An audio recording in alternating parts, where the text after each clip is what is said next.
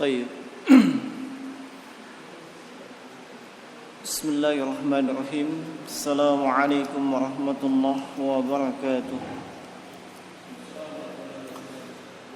الحمد لله رب العالمين، وبه نستعين على أمور الدنيا والدين. أشهد أن لا إله إلا الله وحده لا شريك له تعظيما لشأنه، وأشهد أن محمدا عبده ورسوله الداعي إلى رضوانه، صلى الله عليه وعلى آله وسلم تسليما كثيرا. اللهم انفعنا بما علمتنا وعلمنا ما ينفعنا وزدنا علما. اللهم أصلح لنا شأننا كله ولا تكلنا إلى أنفسنا طرفة عين. Ma'asyiral muslimin, jamaah salat maghrib rahimani wa rahimakumullah. Alhamdulillah,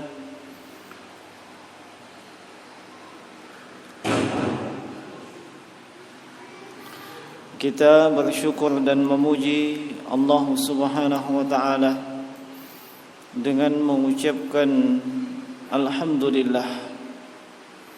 Pujian yang mengandung makna penghambaan diri, mengandung makna pengagungan, sebab dialah Allah Subhanahu wa taala yang paling layak dan paling pantas dipuji, diagungkan.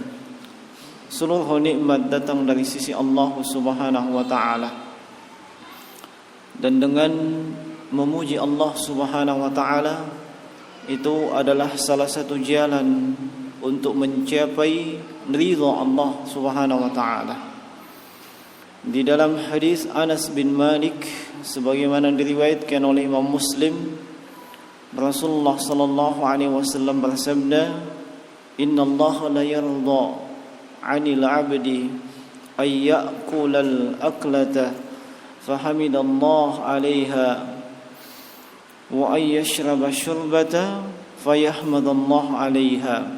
Atau kama qala Nabi sallallahu alaihi wasallam, bahwasanya Allah itu ridha kepada seorang hamba manakala ia menyelesaikan makannya, menyelesaikan minumnya, kemudian memuji Allah Subhanahu wa taala.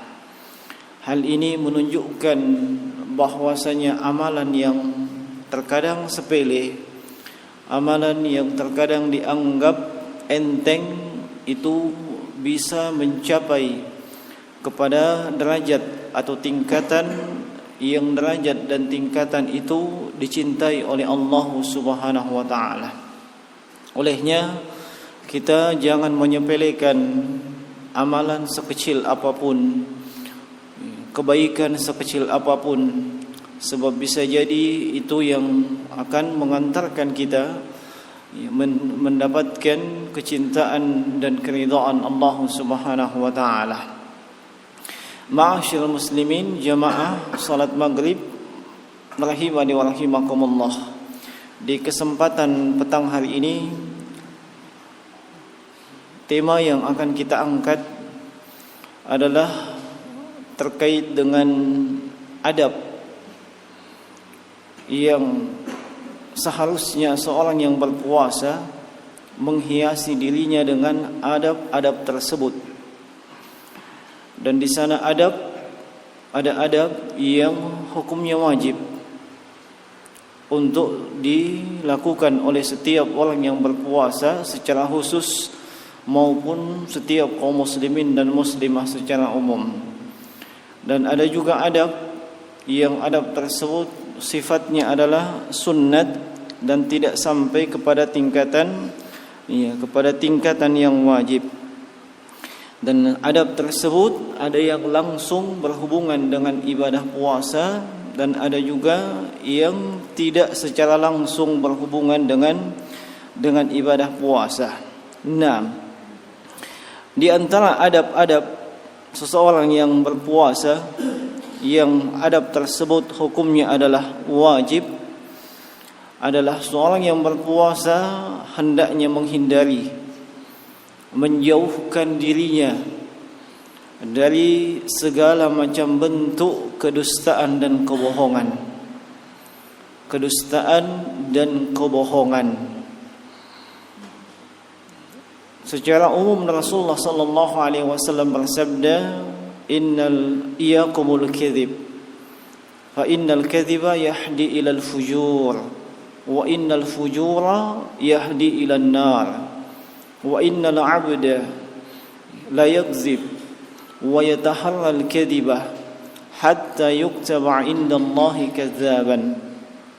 Jauhi yang namanya dusta, jauhi yang namanya kebohongan, sebab dusta dan kebohongan tersebut akan membawa kepada kefajiran, akan membawa kepada kefajiran, dan kefajiran itu akan mengantarkan kepada neraka. Dan seseorang yang berdusta, kemudian dia berdusta lagi dan membiasakan dirinya di atas kedustaan, sehingga Allah Subhanahu wa taala mencatat mencap dia sebagai seorang yang kadzab, sebagai seorang yang pendusta.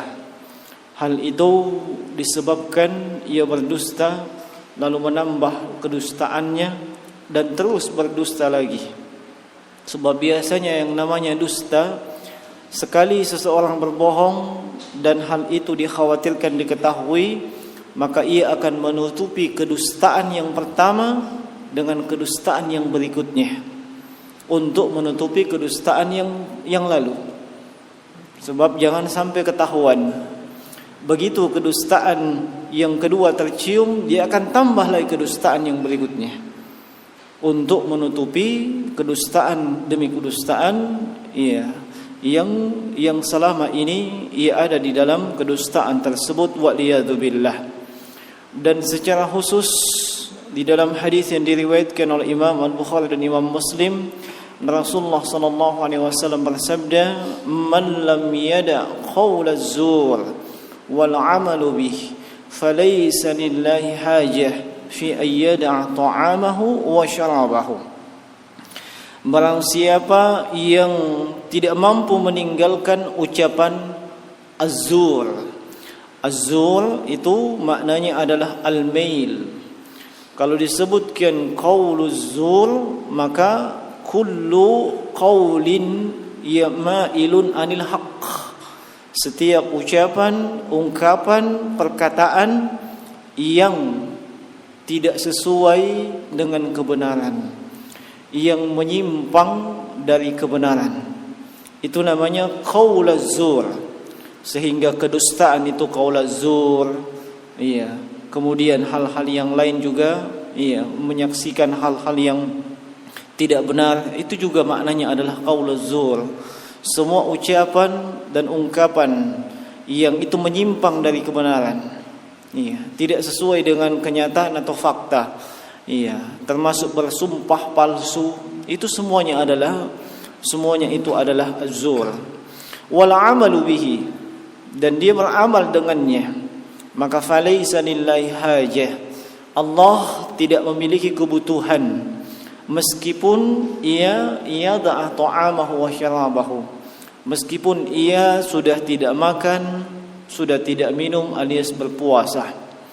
Di sini menunjukkan bahaya yang besar bagi mereka yang berpuasa lalu kemudian berbohong atau berdusta. Hati-hati jemaah sekalian, jangan sampai kita termasuk apa yang disinyalir oleh Nabi sallallahu alaihi wasallam, kam min shaimin laisa lahu min siyamihi illa al-ju' wal 'atash. Berapa banyak mereka yang berpuasa namun ternyata tidak ada yang didapatkan dari puasanya kecuali lapar dan haus. Wal iyaz billahi min dzalik. Nah, kemudian yang kedua jemaah sekalian, termasuk yang wajib dijauhi oleh setiap orang yang berpuasa adalah menghindari segala macam bentuk fitnah, ghibah, namimah dan yang semisalnya. Nah, ghibah dimaklumi menyebutkan pada diri saudara Anda, apakah itu terkait dengan kepribadiannya, akhlaknya, modelnya, dan yang semisal dengan itu. Dan itu dia tidak suka kalau itu disebutkan. Dia tidak suka kalau itu disebutkan. Iya, meskipun dalam pandangan atau kacamata kita itu biasa saja. Itu biasa saja.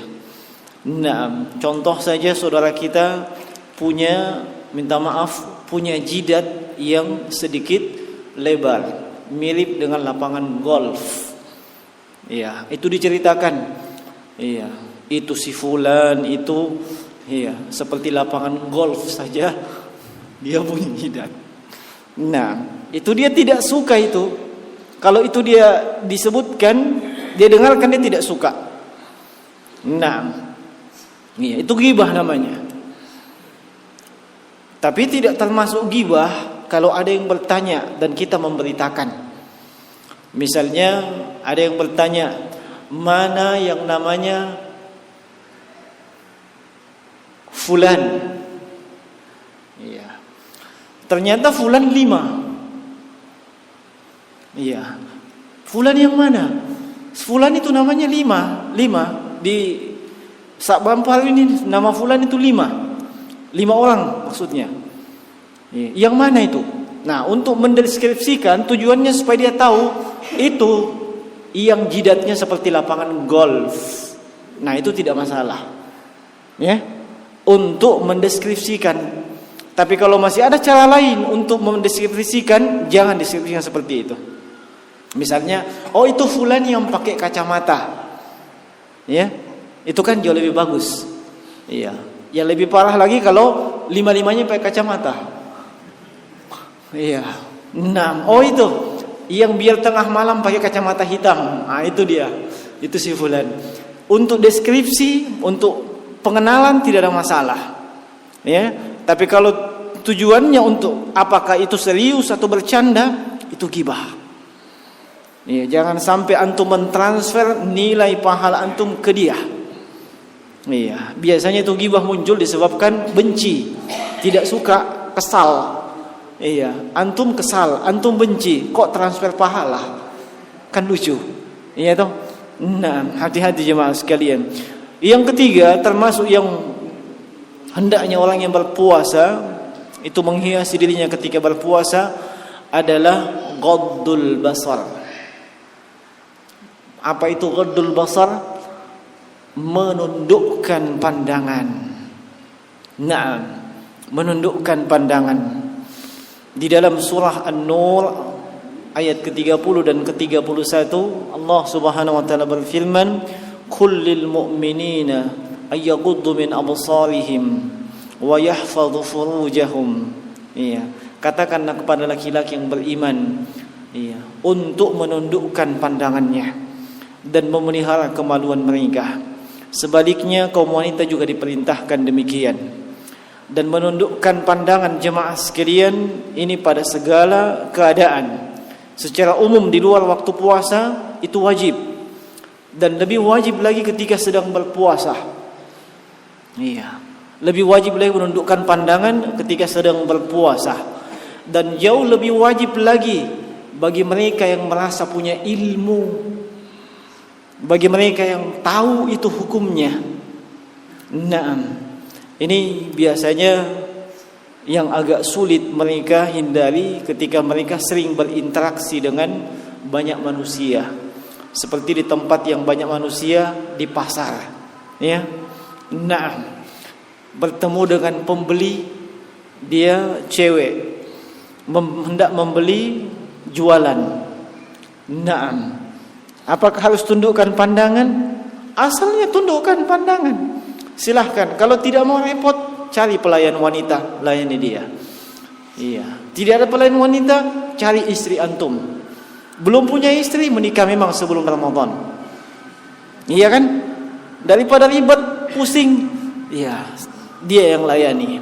Nah, termasuk yang punya pelayanan publik. Ya. Pelayanan publik. apakah itu BUMN, BUMS, pertamanan dan seterusnya. Iya, hati-hati saja. Nah, sebab tidak semua, ya, tidak boleh dipasang hanya menerima konsumen laki-laki, kan tidak benar itu. Iya toh? Iya, nanti dibilangi ini radikal. Iya, aliran garis lembek keras. Nah, iya, wajib tetap tundukkan pandangan. Iya, ketika itu hanya saja, iya, dalam keadaan yang darurat memang hal itu dibolehkan. Iya, seperti misalnya tidak sengaja pas berhadapan, ya, setelah berhadapan sekali menatap, palingkan pandangan, lihat kepada objek di bawah. Ya, itu namanya pandangan yang tidak disengaja. Iya, disebut dengan nazar faja'atan. Kata Nabi sallallahu alaihi wasallam kepada Ali bin Abi Thalib, "Wala tattabi' nazratan nizra." Iya, fa inna lakal ula wa laysa lakal ukhra. Jangan kau ikuti pandangan yang pertama dengan pandangan yang berikutnya. Sehingga pandangan yang pertama itu dimaafkan. Iya, mungkin bisa dikatakan bonus, gratisan. Tapi pandangan yang pertama itu ada syaratnya, bukan melotot. Ya, bukan melotot. Iya, apalagi sampai dinikmati. Ya, kan pandangan pertama. Iya, kalau saya tunduk, wah, tidak dapat lagi pandangan berikutnya. Iya kan? Hati-hati. Jangan seperti alasan yang pernah sampai ke telinga saya, "Ustaz, itu kan nikmat Allah, ciptaan Allah. Bagaimana kita bisa mengagumi ciptaan Allah kalau kita tidak lihat?" Masya Allah, luar biasa dalilnya. Nah, luar biasa dalilnya. Iya, maka saya katakan, itu yang Anda lihat bisa jadi anak gadisnya orang lain, bisa jadi istrinya orang. Iya, bapak si gadis itu tidak akan senang anak gadisnya dipelototi seperti itu. Iya kan? Kita coba berada pada posisi bapaknya itu si gadis. Iya, ini laki-laki pelototi anak saya seolah-olah mau menelannya mentah-mentah. Iya, atau dia istri dari seseorang, suaminya tidak akan senang itu. Iya, suaminya tidak akan senang. Kenapa? Itu hak milik suami. Iya, hak milik suami. Iya, tidak akan ada kalau memang suaminya itu normal. Iya, tidak mau itu istrinya, apalagi mau dipajang-pajang istrinya, tidak mau dia. Iya. Kenapa?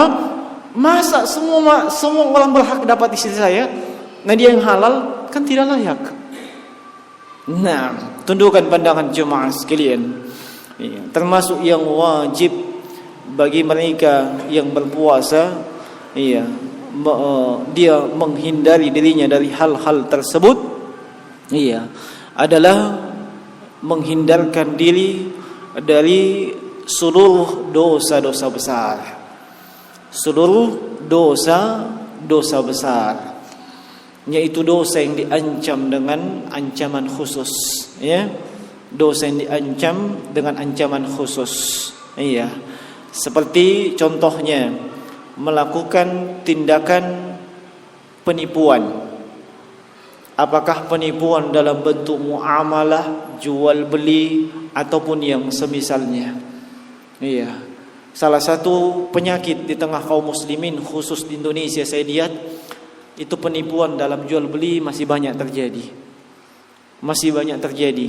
Iya, itu sering kita saksikan. Kita ke pasar mau beli ikan. Ikan kapan ini? Baru. Iya, baru itu ini masih baru. Iya, tapi ternyata kita yang salah. Kenapa? Kita tidak tanya baru apa? Iya, mungkin maksudnya baru dia letakkan di situ. Iya, kita mungkin tidak telusuri.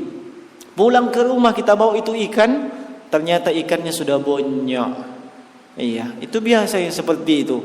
Itu kata Nabi SAW, "Man ghasyana falaysa minna." Siapa yang menipu kami bukan bagian daripada kami. Itu menunjukkan dosa besar. Iya, apalagi sedang puasa. Nah, ma'asyiral muslimin, iya, rahimani, iya, wa rahimakumullah. Kemudian termasuk juga jemaah sekalian yang wajib dihindari bagi mereka yang berpuasa, adalah semua ucapan yang berpotensi mengantarkan kepada dosa, dosa berikutnya. Nah, di dalam hadis yang diriwayatkan oleh Imam Al-Bukhari, Bukhari dan Muslim, dari sahabat Abu Hurairah radhiyallahu ta'ala anhu, Rasulullah sallallahu alaihi wasallam bersabda, "As-siyamu junnatun." Puasa itu adalah tameng, perisai.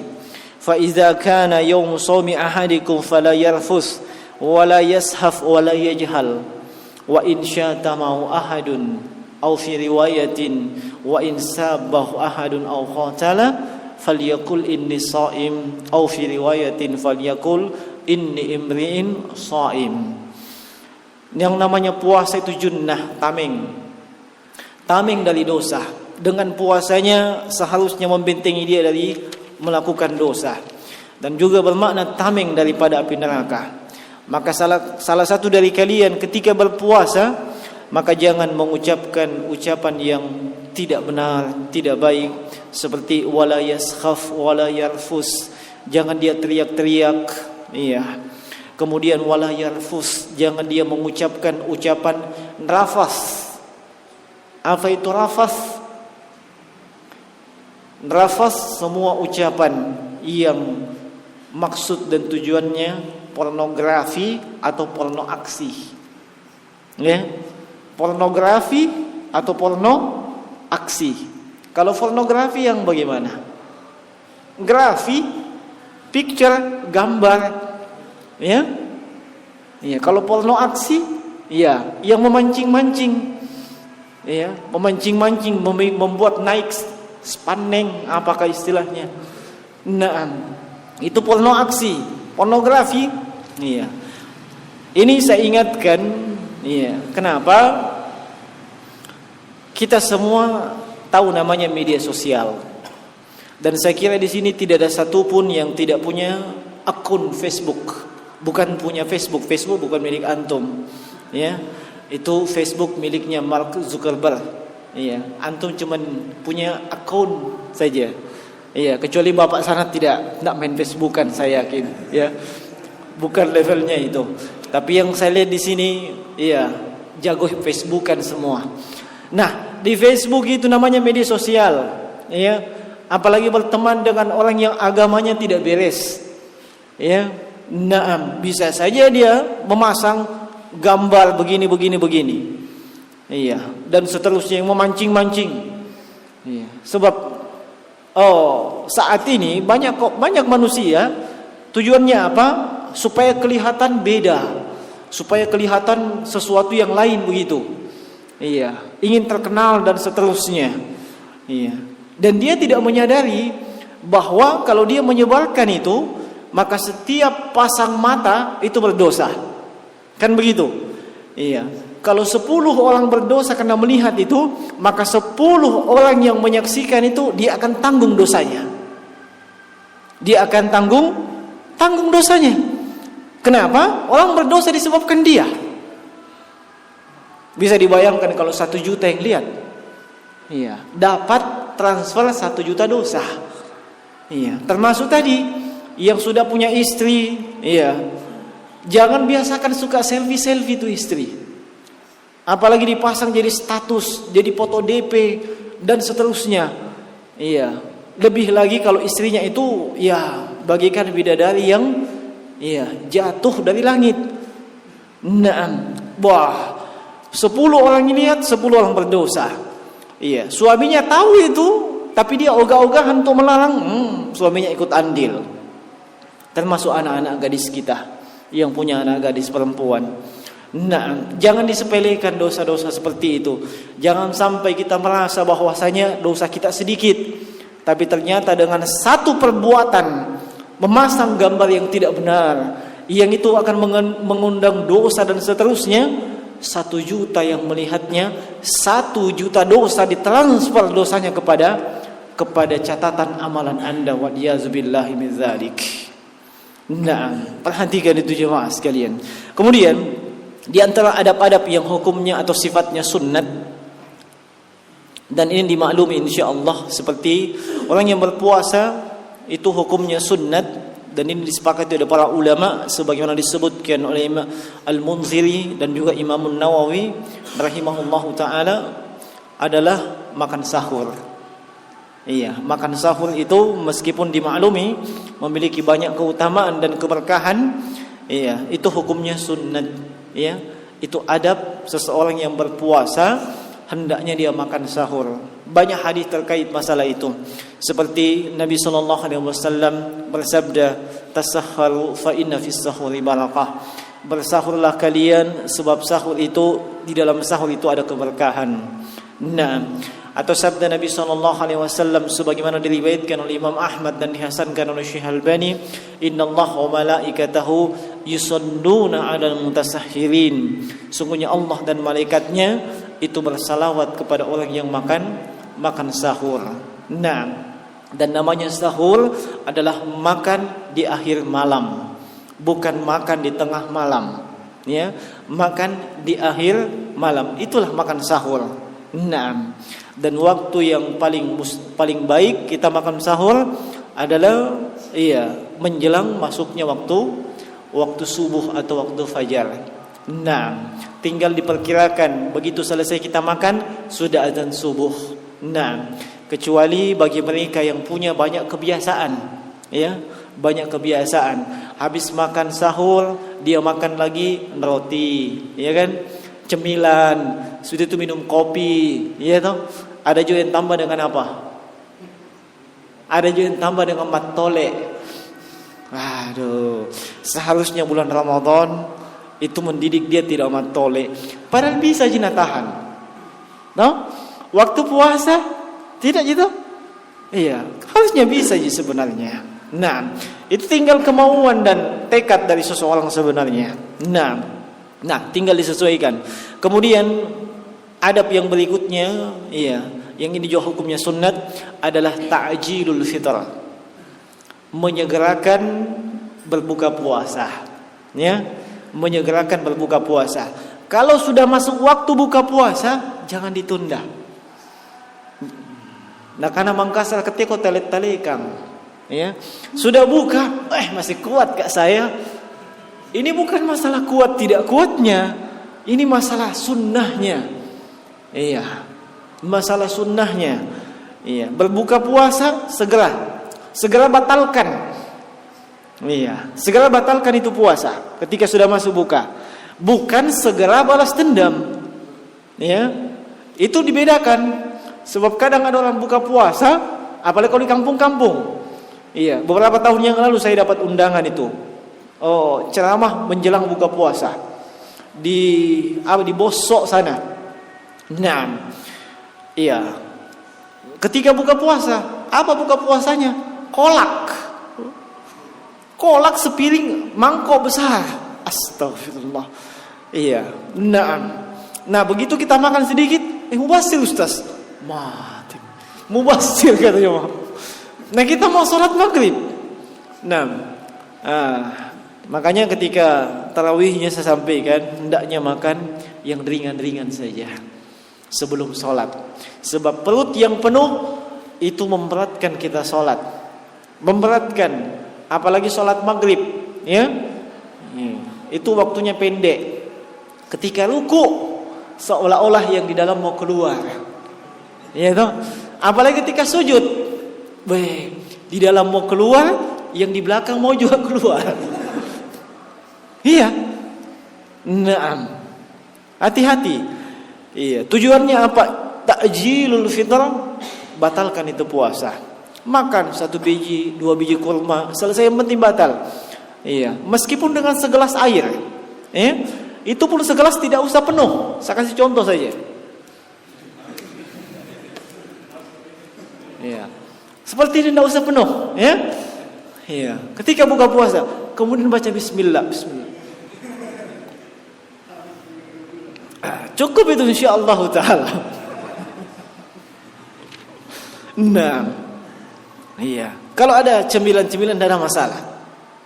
Yang jelas ambil bagian dari sunnahnya, segerakan itu buka puasa. Nah, kata Nabi SAW di dalam hadits yang diriwayatkan Imam Bukhari dan Imam Muslim dari sahabat Sahal bin Sa'ad As-Sa'idi radhiyallahu ta'ala anhu, la yazalun nasi bi khair ma'ajjalul fitr.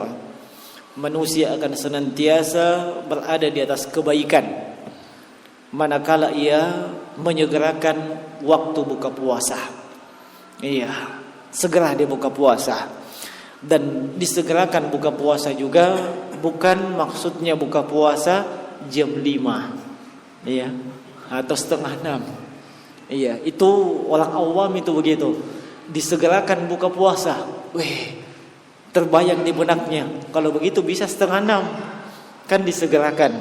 Bukan begitu maksudnya. Disegerakan ketika sudah masuk waktunya. Nah, kemudian di antara sunnah yang lain, adab yang lain adalah al-jud wa mudarasatul Quran. Al-jud, dermawan, dermawan dan membiasakan diri berbagi di bulan Ramadan. Berbagi di bulan Ramadan. Apa yang bisa kita berbagi, berbagilah dengan itu. Kalau kita bisa berbagi buka puasa, berbagi buka puasa. Nah, kita bisa berbagi yang lain, berbagi yang lain. Sebab Nabi SAW sebagaimana dituturkan oleh Abdullah bin Abbas adalah ajwadun nasi bil khair. Nabi itu paling dermawan terhadap kebaikan. Wa ajwadu ma yakunu fi Ramadan. Dan beliau paling dermawan ketika masuk bulan Ramadan. Nah, kemudian termasuk juga adab dan etika yang seharusnya seorang muslim dan muslimah ketika berpuasa tidak menyia-nyiakan waktu-waktu mustajabah, yaitu dengan banyak-banyak berdoa. Orang yang berpuasa, selama ia berpuasa sampai ia berbuka puasa, itu doanya mustajabah, jemaah sekalian. Doanya mustajabah. Nah, bermohonlah kepada Allah Subhanahu wa taala. Banyak-banyaklah memohon dengan memperhatikan adab-adab dan etika dalam berdoa. Tidak asal berdoa. Naam. Itu mustajabah, Allah menjanjikan mustajabah. Wa qala rabbukum ud'uni astajib lakum. Allah berfirman, berdoalah kalian kepadaku, pasti kukabulkan. Sepanjang dia memenuhi adab-adab dalam berdoa, pasti dikabulkan oleh Allah. Tidak ada doa tidak dikabulkan oleh Allah. Nah, Allah pastikan itu. Hanya terkadang kita merasa tidak dikabulkan. Kenapa tidak dikabulkan? Banyak faktor dan penyebabnya. Mungkin kita tidak memuji dan bersalawat kepada Nabi sebelum berdoa, tidak menutup juga doa dengan salawat, atau tidak memperhatikan makanan yang masuk, minuman yang masuk, yang kita pakai. Jangan sampai itu adalah sesuatu yang diharamkan. Itu yang menghijab doa-doa kita. Nah, ataukah doa kita itu tidak masuk di akal? Tidak masuk di akal doanya. Saya misalkan saja ada yang berdoa, ya Allah, jadikanlah aku sebagai wali kota pada pemilu yang akan datang. Padahal dia pertama tidak dikenal. Yang kedua, tidak punya kendaraan politik. Yang ketiga, tidak pernah mendaftar ke KPU. Itu kan tidak masuk di akal. Nah, atau misalnya tidak ada jadi sini insyaallah penjual sayur. Ya Allah, jadikan saya presiden periode akan datang. Itu juga tidak masuk di akal. Yang lebih masuk di akal, ya Allah, jadikanlah saya sebagai pedagang sayur yang sukses. Itu masuk di akal. Nah, masuk di akal yang seperti itu. Sesuaikan dengan yang memang jenjang-jenjang kita. Nah, demikian. Jangan yang tidak masuk di akal lah. Nah, termasuk yang tolong dipahami terkait masalah doa, bahwasanya Allah itu mengabulkan doa. Kadang dikabulkan dengan spontan di dunia. Satu. Yang kedua, kadang tidak diberikan apa yang kita minta, tapi kita diberikan sesuatu yang jauh lebih baik daripada apa yang kita minta. Yang kadang kita tidak sadari itu. Kadang kita tidak sadari. Ya Allah, berikan saya harta yang berlimpah. Allah tidak kasih Anda harta berlimpah, tapi Allah kasih Anda sesuatu yang jauh lebih baik, yaitu semangat dan giat dalam beribadah. Kenapa itu jauh lebih baik? Sebab bisa jadi ketika Anda diberikan harta berlimpah, Anda jadi malas beribadah. Iya, banyak kejadian seperti itu. Ketika dia miskin, tidak pernah tinggalkan masjid. 5 waktu, subhanallah, dia azan, ya, dia iqamah, dia juga imam, sekaligus makmum. Iya, sendirian di masjid tetap dia semangat. Itu ketika miskin. Tapi ketika kaya, subhanallah, menoleh ke masjid saja enggak. Menoleh ke masjid saja enggak. Iya, itu artinya apa? Ketika diberikan semangat seperti itu dalam beribadah, itu jauh lebih baik dibandingkan diberikan harta. Yang ketiga, terkait dengan masalah doa, Allah tidak kabulkan di dunia, Allah kabulkan di akhirat. Allah kabulkan di akhirat. Iya. Mungkin di antara jemaah sekalian sudah banyak berdoa, ya Allah, tolongkan uang panai, ya, saya mau menikah, tolongkan uang panai, dan seterusnya. Mau gak menikah tidak dapat, atau ya Allah, nikahkan aku dengan seorang wanita salehah. Allah kabulkan itu. Enggak di dunia, tenang, masih ada di akhirat. Ada bidadari menanti. Iya tuh? Iya. Tergantung kita masuk di mana. Tergantung masuk di mana. Iya. Kalau masuk di surga, ya bidadari. Kalau masuk di neraka, iya wallahu a'lam. Nah, makanya banyak-banyak berdoa. Termasuk yang mau menambah, ya. Iya. Tenang saja. Iya. Meskipun dia sudah berusaha, sudah bikin surat pernyataan, sudah berdoa, tapi belum dapat jalan, ya, ada di akhirat nanti. Tenang saja, tenang, ya. Allah pasti mengabulkan permohonan kita. Ya. Tinggal bagaimana kita perbaiki diri supaya bisa masuk ke surga, supaya dapat berpoligami di surga sana. Di surga tidak ada larangan poligami, ya. Tidak perlu surat pernyataan di sana, tidak perlu juga minta izin kepada, tidak ada di sana. Iya, di sana bebas. Iya, mau milih sebanyak-banyak juga tidak ada masalah, insyaallah taala. Di dunia ini memang, ya, terlalu banyak embel-embelnya segala macam, dimaklumi, ya. Iya. Nah, taib, itu beberapa adab-adab dan etika yang seharusnya seorang muslim muslimah itu membiasakan dirinya di bulan Ramadan. Termasuk yang penutup, yang terakhir, iya, membaca Al-Qur'an dengan tadabbur. Ya, membaca Al-Quran dengan tadabbur. Ya. Nah, usahakan khatamkan Al-Quran di bulan Ramadan. Kalau bisa sekali, alhamdulillah. Kalau bisa 2 kali, alhamdulillah. Kalau bisa 3 kali, itu jauh lebih baik. Nah, jauh lebih baik. Yang jelas, jadikan Ramadan kita itu adalah momen untuk memperbaiki diri kita. Sehingga di luar bulan Ramadan, apa-apa yang sudah kita lakukan dalam Ramadan itu kita mudah melaksanakannya. Kalau bisa diibaratkan, Ramadan adalah bulan tamrin, bulan latihan. Ya, di bulan Ramadan kita sholat lail, sholat tarawih. Di luar bulan Ramadan nantinya kita sudah biasa sholat tarawih di bulan Ramadan. Dalam bulan Ramadan kita sudah biasa bersedekah. Di luar bulan Ramadan lebih mudah lagi. Dalam bulan Ramadan, iya, kita banyak membaca Al-Quran. Demikian pula di luar bulan Ramadan. Iya. Di dalam bulan Ramadan kita dididik oleh puasa, dididik dengan adab dan akhlak yang baik. Iya. Yaitu apa? Iya. Sabar. Sabar ketika dicaci, sabar ketika dimaki, bahkan sabar ketika ditantang untuk melakukan keributan. Ini hadits yang kita bacakan tadi, wa in sabbahu ahadun aw qatalah. Iya, atau dalam riwayatin wa in syatamahu ahadun aw qatalah. Ketika ada yang mencelanya, mencacinya atau mengajaknya untuk ribut.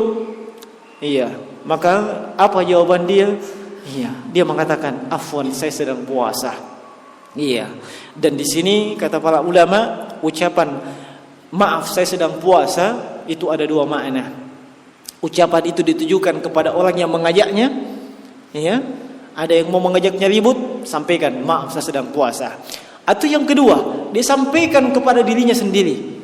Iya, saya sedang puasa. Iya, dan Imam Nawawi rahimahullahu taala mengatakan memadukan kedua-duanya itu jauh lebih utama. Dia katakan kepada dirinya sendiri, saya sedang puasa. Iya, itu untuk menekan emosinya. Ya, untuk menekan emosinya yang bisa saja meledak. Iya, meledaknya emosi ketika itu kenapa? Kondisi memang memungkinkan. Perut lagi kosong, pikiran lagi galau, mau lebaran, tapi tidak ada apa-apa. Itu kan memicu emosi. Iya. Nah, dia tenangkan dirinya dengan saya sedang puasa, dan dia juga menghindari input dari luar dengan mengatakan maaf, saya sedang puasa. Kalau itu bisa kita lakukan di bulan Ramadan, maka insya Allah di luar Ramadan itu jauh lebih mudah kita lakukan. Nah, ma'asyiral muslimin rahimani wa rahimakumullah. Olehnya sebagai bentuk nasihat untuk saya pribadi maupun kepada seluruh jamaah, hendaknya kita memperhatikan adab-adab yang terkait dengan ibadah puasa, dan kita memohon kepada Allah Subhanahu wa taala agar disampaikan ke bulan Ramadan, sebagaimana kita bermohon agar ibadah puasa kita itu dihiasi dengan adab-adab Islami sesuai dengan tuntunan Al-Quran dan Sunnah Nabi Sallallahu Alaihi Wasallam. Taib, sampai di sini ada pertanyaan, silahkan. Iya.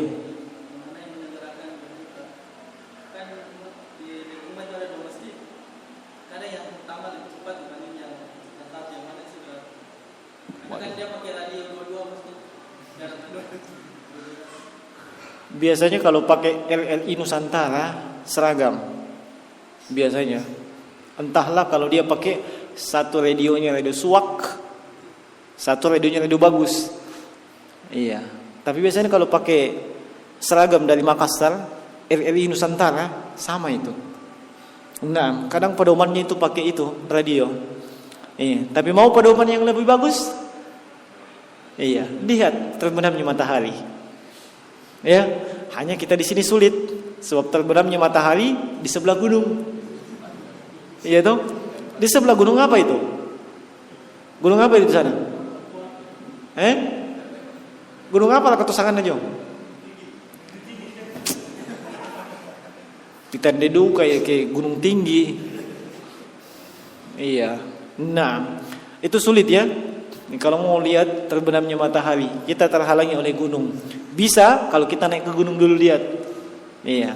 Nah, tapi hendaknya seorang muslimah berusaha memaksimalkan dirinya di atas sunnah. Ya, dirinya di atas sunnah. Ya. Kalau memang tidak bisa melihat terbenamnya matahari, lihat yang paling aman ketika itu. Yang paling aman ketika itu. Kalau kita melihat di sana terlalu cepat, sementara kita lihat masih terang benderang, maka jauh lebih aman biar terlambat. Ini bukan masalah perlombaannya, tapi ini bagaimana ibadah puasa kita itu sempurna. Sebab yang namanya puasa dari terbitnya fajar sampai terbenamnya matahari. Nah, baik, sekira itu, ya. Yang lain silakan.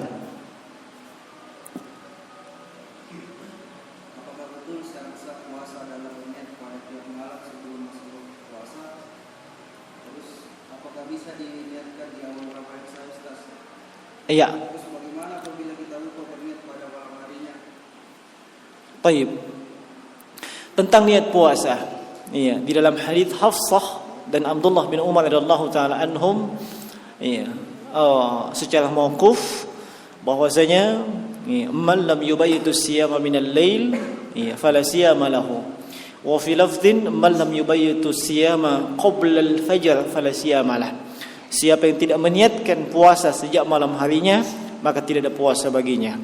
Atau siapa yang tidak meniatkan puasa sebelum masuknya waktu subuh, maka tidak ada puasa baginya. Dari hadis tersebut menunjukkan satu, wajib berniat bagi mereka yang berpuasa. Kemudian dipahami niat tidak mesti diucapkan, apalagi diumumkan. Nah, apa yang kita lakukan, itu sudah menunjukkan niat kita. kita bangun sahur pasti sudah ada niat untuk apa? Ya kan? Sebagaimana kita mau sholat, kita berwudu, pasti ada niat itu. Untuk apa kita berwudu? Pasti untuk sholat. Kita masuk masjid, kan sudah ada niat itu. Mau sholat, ya tuh? Tinggal ditahqiq sholat apa? Iya, tinggal ditahqiq sholat apa? Nah, sebagaimana kita mau puasa, puasa apa? Puasa wajib. Iya, puasa di bulan Ramadan. Dan dari hadits itu juga menunjukkan bahwa niat itu setiap malam. Niat setiap malam. Iya, dan tidak benar kalau niat itu sekali sebulan. Iya, di awal saja. Begitu masuk Ramadan, saya mau puasa selama bulan Ramadan. Iya. Kenapa? Kenapa tidak boleh demikian? Alasannya satu. Puasa itu diselingi dengan tidak puasa. Malam hari kan tidak puasa. Ya toh? Malam harinya kita tidak puasa. Yang kedua, siapa yang bisa menjamin bahwa sebulan penuh kita bisa berpuasa? Ya. Bisa saja terjadi hal-hal yang tidak diinginkan. Kita sakitkah? Masuk rumah sakit? Iya toh? Iya. Atau yang kedua, tiba-tiba ada perjalanan, musafir dan seterusnya. Apalagi kaum wanita, ada haid, ada nifas. Iya. Nah, atau keadaan-keadaan tertentu yang mengharuskan dia berbuka puasa. Iya. Keadaan-keadaan tertentu yang mengharuskan dia berbuka puasa.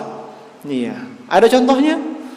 Iya. Misalnya ada pernah kejadian, ada pernah kejadian seseorang ketika sahur dia makan seperti biasa.